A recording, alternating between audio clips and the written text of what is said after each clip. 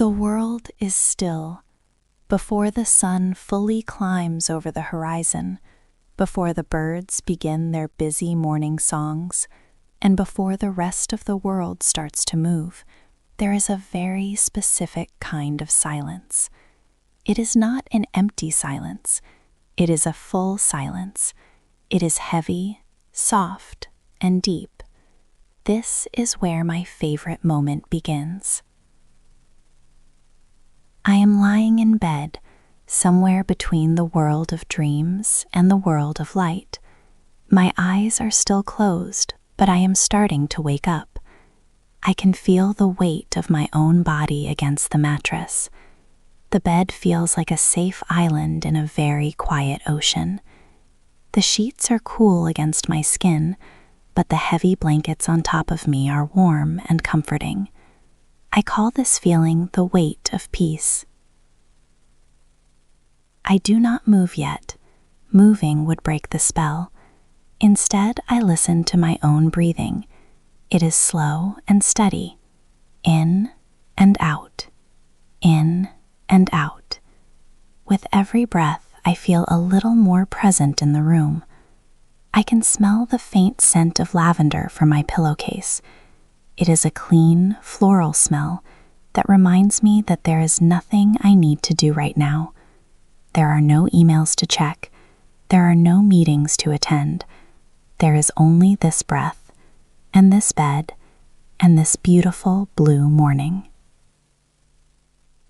Then I feel a small shift. It is a tiny rhythmic weight near my feet. It is Luna. She is my cat, a soft cloud of gray fur who understands the value of a slow morning better than anyone. I can feel the vibration of her purr through the blankets. It is a low, steady hum, like a tiny engine of contentment. She is not asking for food yet. She is simply existing in this space with me.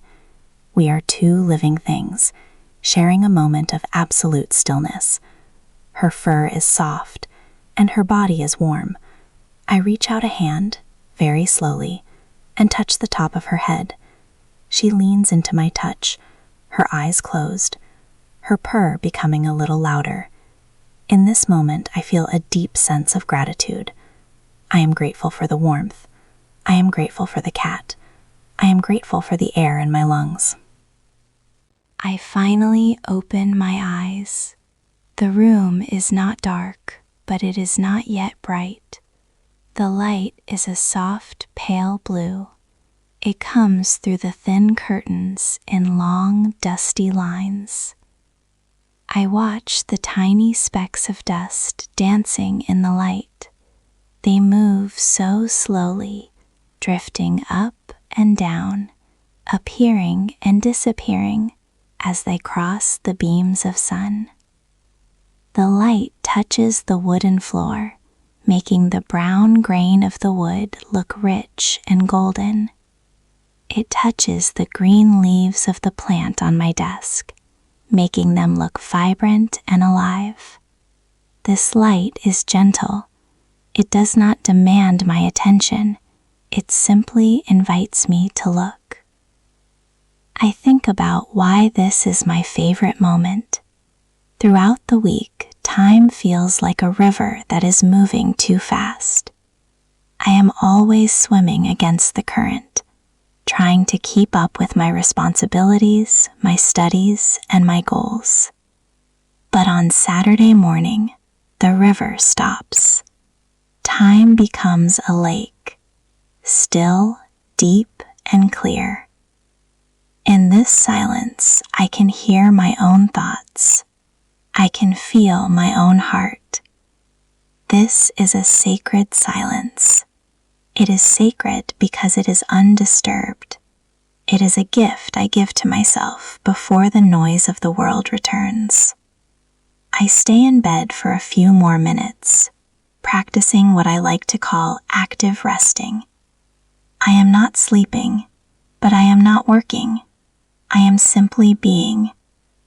I notice the texture of the blanket, the way the wool feels slightly rough but very sturdy.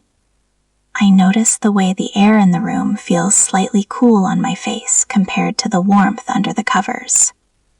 This contrast is delicious. It makes the warmth feel even more luxurious. Finally, the sun climbs a little higher. The pale blue light turns into a warm, buttery yellow. The shadows on the wall shift and change. It is time to begin the ritual. I push back the heavy blankets. The cool air of the room hits my body, and for a moment I miss the warmth of the bed. But this change is good. It is a signal to my brain that the day is beginning. I sit on the edge of the bed and let my feet touch the floor. The wood is cold, a sharp contrast to the soft rug I was expecting to step on. I stand up slowly, stretching my arms high above my head. I feel the muscles in my back and shoulders wake up. I feel the blood moving to my fingertips. Luna jumps down from the bed with a soft thud and follows me out of the bedroom. She walks with a quiet confidence, her tail held high. We walk through the hallway, which is still filled with the shadows of the night. The house feels large and mysterious in the early light. Every piece of furniture looks like a silent character in a story. I enter the kitchen. This is the laboratory of my happiness. The kitchen is clean and quiet. The counters are cool to the touch.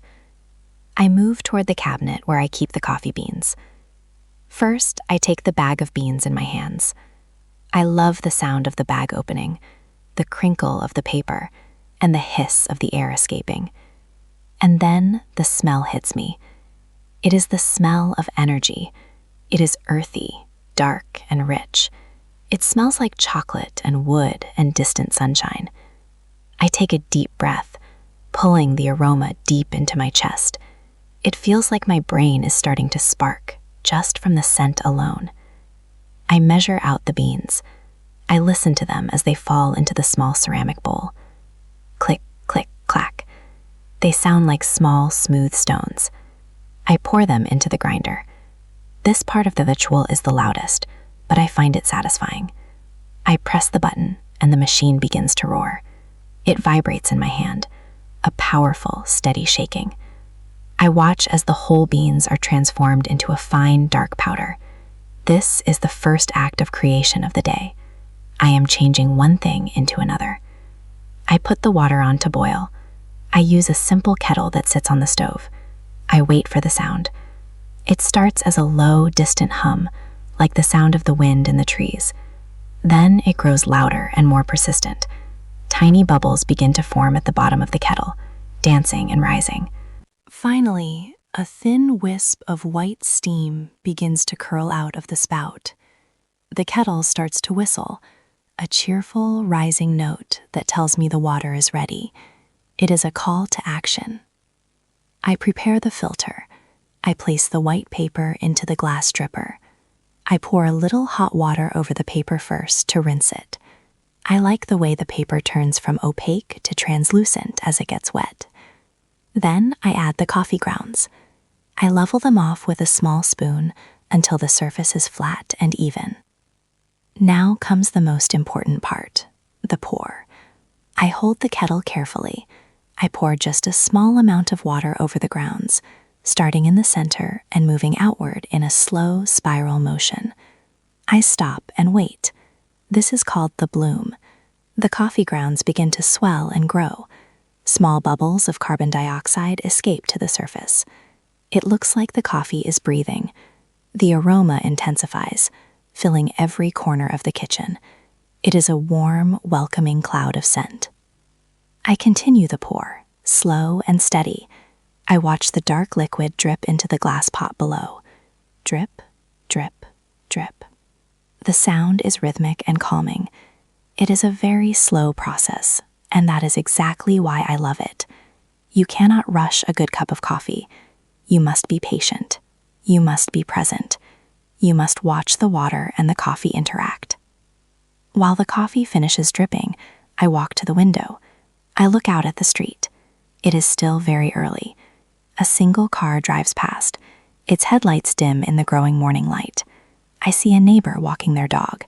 The dog looks happy, sniffing the grass and wagging its tail.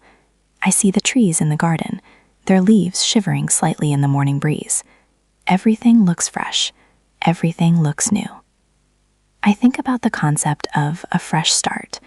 Every morning is a chance to begin again.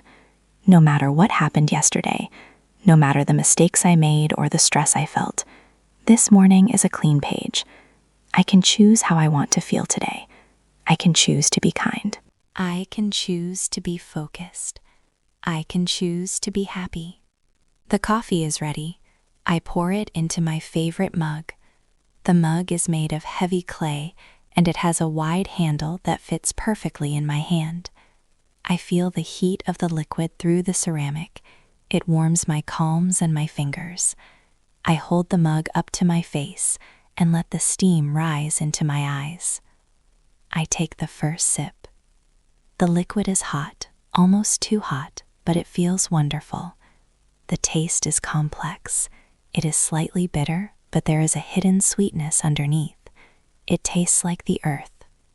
As I swallow, I feel the warmth travel down my throat and into my stomach.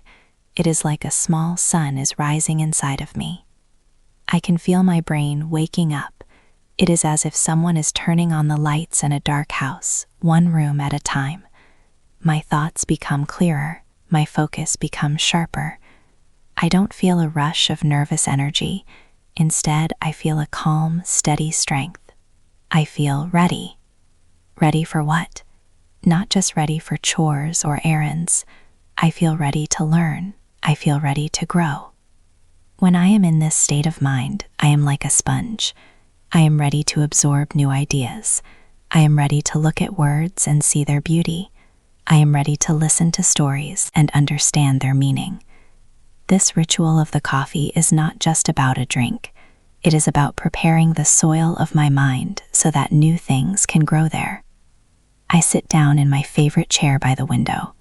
Luna comes over and curls up at my feet again. I take another sip of coffee. I look at the light on the wall. The buttery yellow has turned into a bright, clear white. The day has truly begun. But I am not in a hurry. I have my coffee. I have my silence. I have my favorite moment. I feel a deep sense of peace. It is the peace of someone who knows that they are exactly where they are supposed to be. I am not wishing for the past. I am not fearing the future.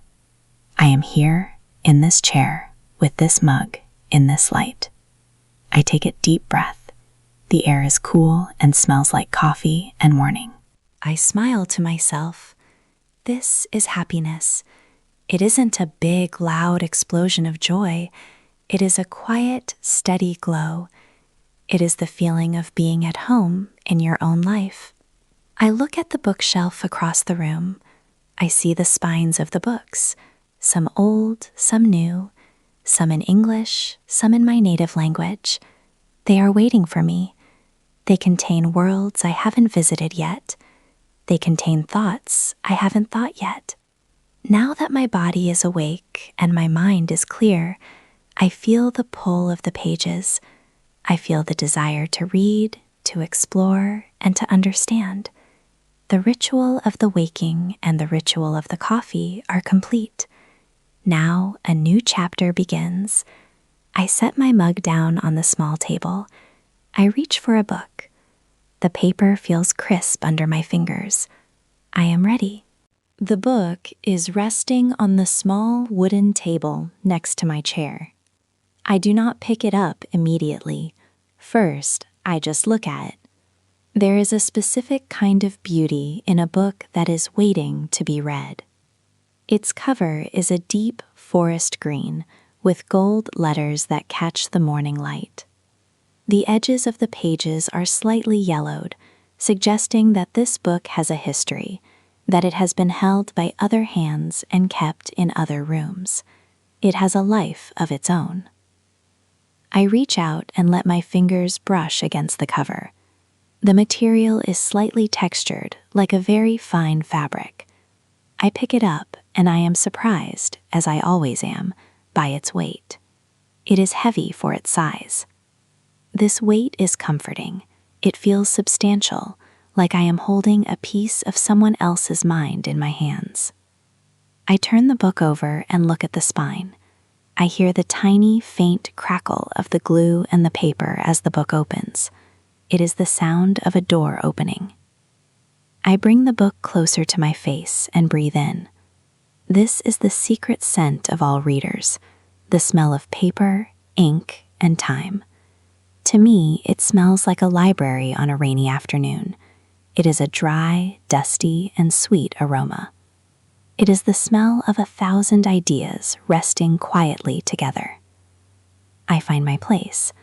I use a bookmark made of pressed wildflowers, a small souvenir from a summer walk long ago.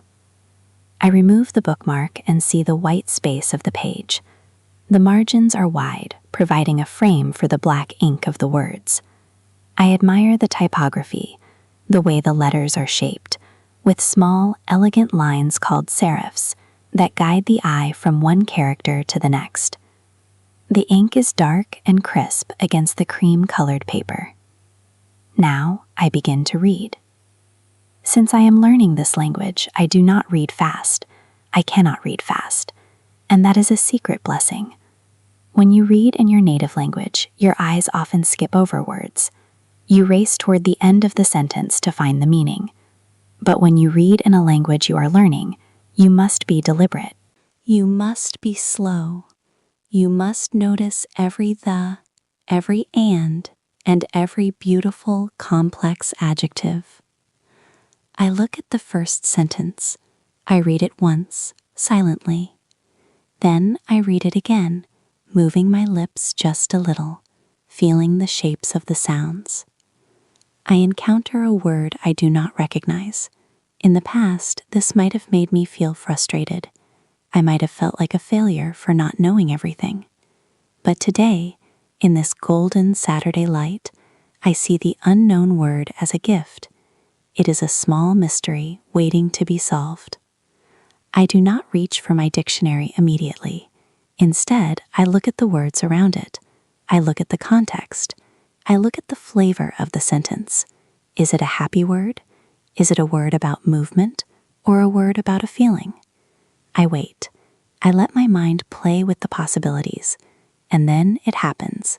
The click. The meaning reveals itself, not through a translation, but through a feeling. This is the aha moment of language learning. It is the moment when a strange sound becomes a familiar friend. It is like a light being turned on in a dark hallway. I continue. The room around me begins to fade. The sound of the occasional car outside disappears. The feeling of the chair against my back becomes less important. The only thing that exists is the bridge between my eyes and the page. This is the magic of reading. Symbols on a flat piece of paper are being transformed into three-dimensional images in my head. I am no longer sitting in my living room. I am standing on a cliff overlooking a gray sea. I can feel the salt spray on my skin. I can hear the cry of the seagulls. I can see the characters in the story, their expressions, the way they move, the clothes they wear. They are as real to me as the cat at my feet. I notice a particularly beautiful phrase, the silver light whispered through the trees. I stop. I want to stay with the sentence for a moment. I close my eyes and imagine silver light. I imagine it moving like water, thin and bright, sliding between dark branches. I imagine the sound of a whisper in the forest, the soft rustle of leaves, the quiet secrets of the earth. I realize that I am not just learning a language, I am learning a new way to see the world. Every language has its own way of describing the light, its own way of naming the shadows. By learning these new words, I am expanding my own soul. I take a sip of my coffee, which is now at the perfect temperature. It is no longer scalding, but it is still deeply warm. The taste of the coffee and the taste of the words seem to blend together. Both are rich, both are complex, and both require time to fully appreciate. I read for an hour, but it feels like 10 minutes. This is what psychologists call flow. It is the state of being so involved in an activity that time seems to stop. In this state, there is no room for worry. There is no room for to-do lists. There is only the present moment, stretched out like a long, beautiful ribbon. Section 4. The Philosophy of Peace. I eventually reach the end of a chapter and decide to pause. I place my pressed flower bookmark back between the pages and close the book with a soft thud. I lean back in my chair and look up at the ceiling. My mind is full. It is full of the images from the story and the new words I have discovered. It is a good kind of fullness, like the feeling after a healthy, delicious meal. I look at Luna, who has moved from my feet to a patch of sunlight on the rug. She is lying on her back, her paws curled in the air. She is the perfect image of peace. She does not worry about whether she is a good cat. She does not worry about whether she is being productive. She simply exists, and she trusts that the world will provide her with warmth and food. I think about the word peace.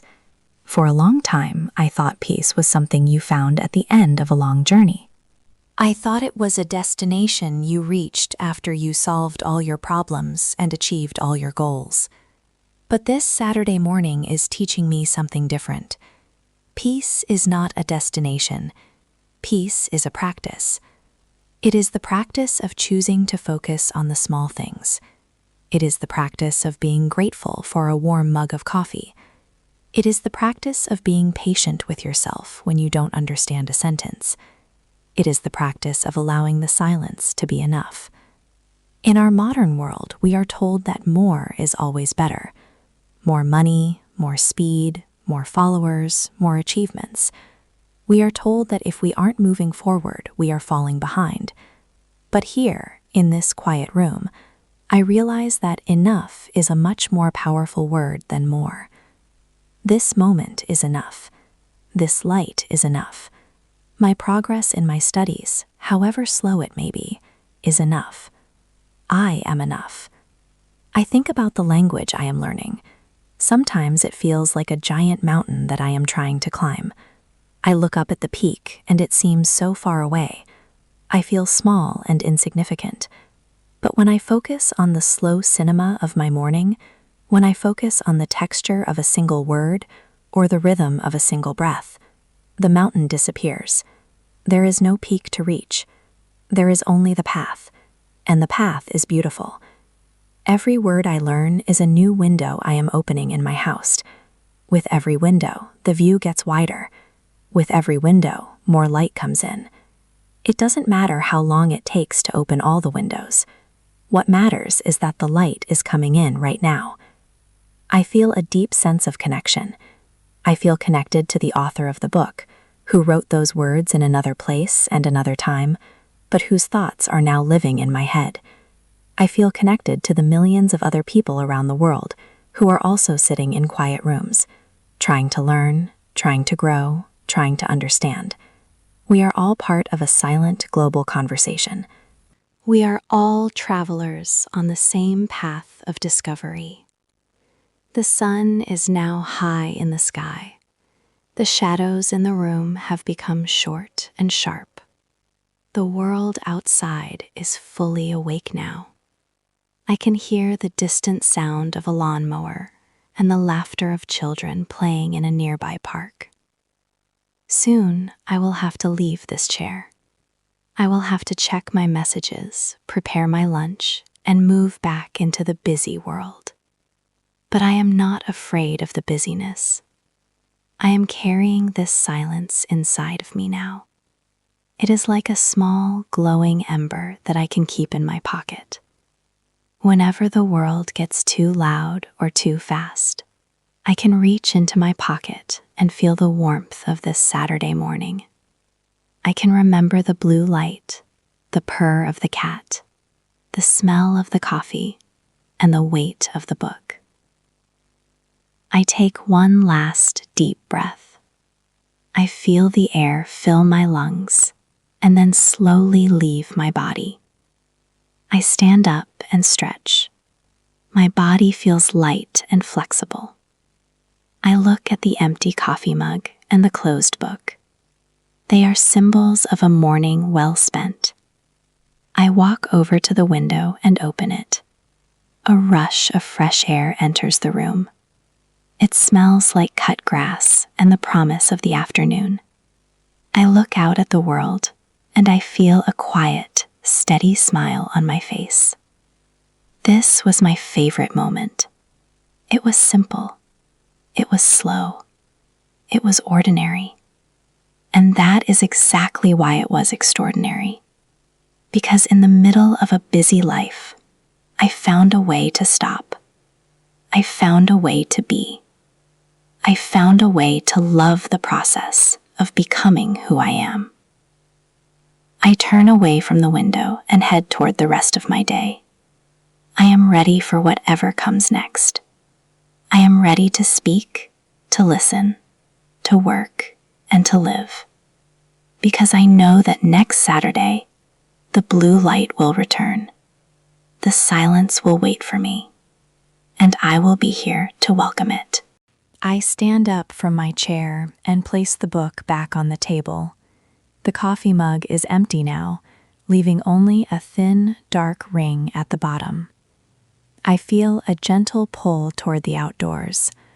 My house has been a perfect sanctuary this morning, but now the air outside is calling to me. I walk toward the back door, the one that leads to the small garden. I reach for my shoes. They are simple, slip-on shoes made of soft canvas. I notice the way my fingers pull at the fabric and the way my feet slide inside. Even this small action feels significant. I am preparing to move from one world to another, from the world of walls and ceilings to the world of sky and earth. I turn the handle of the door. The metal is cool and smooth. As the door swings open, I hear the soft creak of the hinges, a familiar sound that marks the beginning of every outdoor adventure, no matter how small. The first thing I feel is the air. It is different from the air inside. It is moving. It is alive. It carries the scent of damp earth, of green leaves, and of the neighbor's jasmine vine. I take a deep breath, and I can taste the freshness. It is crisp and clean, like a drink of cold water for my lungs. I step onto the grass.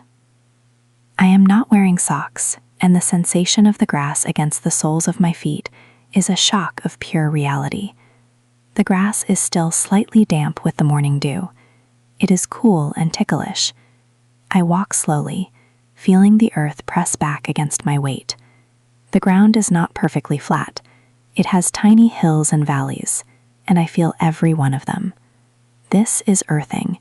It is the process of reconnecting my physical body with the planet. I walk toward the old oak tree at the corner of the garden. Its bark is rough and deeply lined, like the face of a very old, wise man. I run my hand along the trunk. I feel the ridges and the valleys of the wood.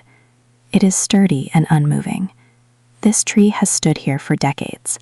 It has seen hundreds of Saturday mornings. It has survived storms and heat waves. It does not hurry. It does not try to be anything other than a tree. It simply grows, one ring at a time, year after year.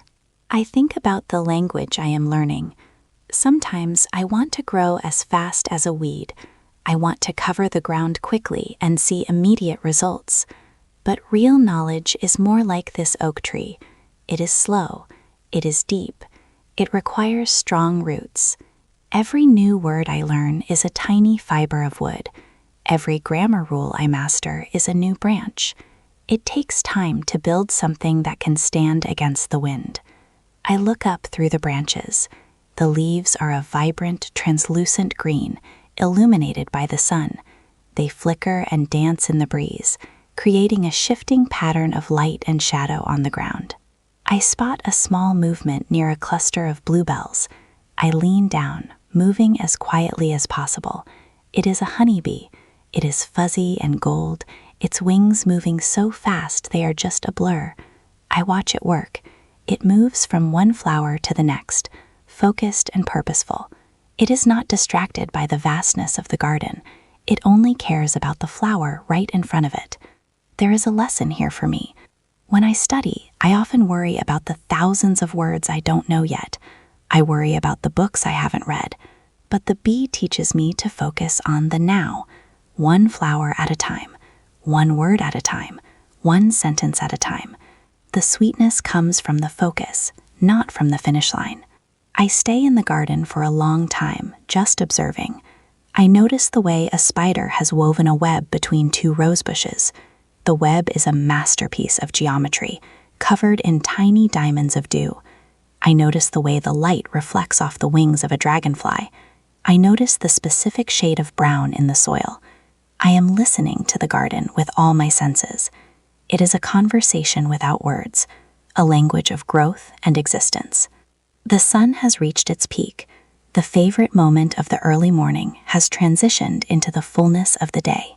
I walk back inside and close the door. The house feels different now. It feels recharged. I feel recharged. I walk back to the kitchen and wash my coffee mug.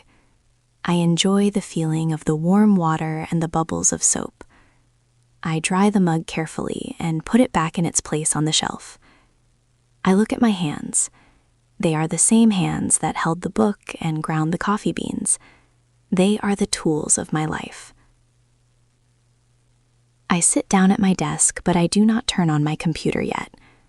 I want to hold on to this feeling for a few more minutes. I want to synthesize everything I have experienced. I think about the transition from sleep to wakefulness. I think about the steam from the kettle. I think about the gold letters on the book cover.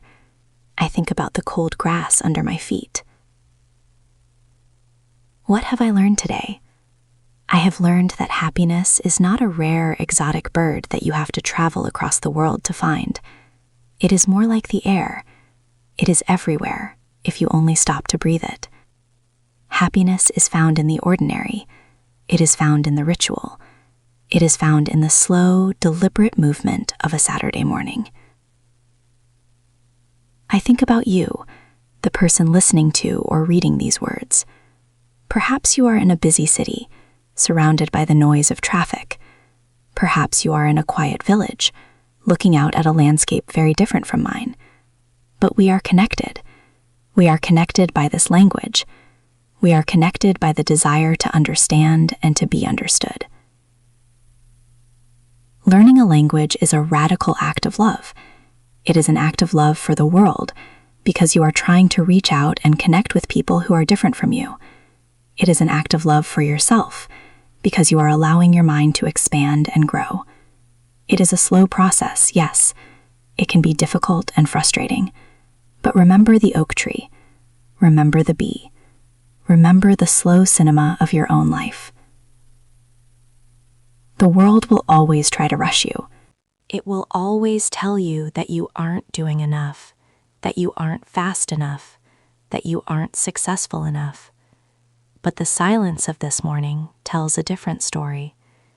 It tells you that you are a human being, not a human doing.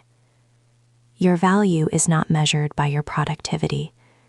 Your value is found in your ability to appreciate the light on the wall and the taste of the coffee. I reach for my journal. It is a simple notebook with a black cover. I open to a fresh page. The paper is white and empty, waiting for my thoughts. I pick up my pen. I love the way the pen feels in my hand, the weight of the metal and the smoothness of the grip. I write the date at the top of the page. Then I write a single sentence. Today, I noticed the light. That is enough. I don't need to write a long essay. I don't need to record every detail. I just need to acknowledge that I was present. I was here. I saw the world, and it was beautiful. I close the journal. I feel a sense of completion. The morning has been a deep meditation, a long and peaceful breath. I feel ready to step into the rest of the day, into the rest of the week, and into the rest of my life. I know that there will be challenges. I know there will be noise. But I have found my center. I have found my favorite moment. I look at the clock. It is midday. The magical window of the Saturday morning is closing. But the doors it opened in my mind will stay open. I stand up, stretch one last time, and walk toward the living room. Luna follows me, her tail twitching with curiosity. We are ready. If you are learning this language, I want you to remember this. Take your time. Be gentle with yourself. Find your own ritual. Find your own favorite moment. Whether it is a cup of tea, a walk in the park, or the sound of the rain against your window, cherish it. Let it be your sanctuary. Let it be the place where you grow. Not because you have to, but because it is a beautiful thing to do. The sun is shining brightly now. The world is full of color and sound. I take a deep breath, I smile, and I begin.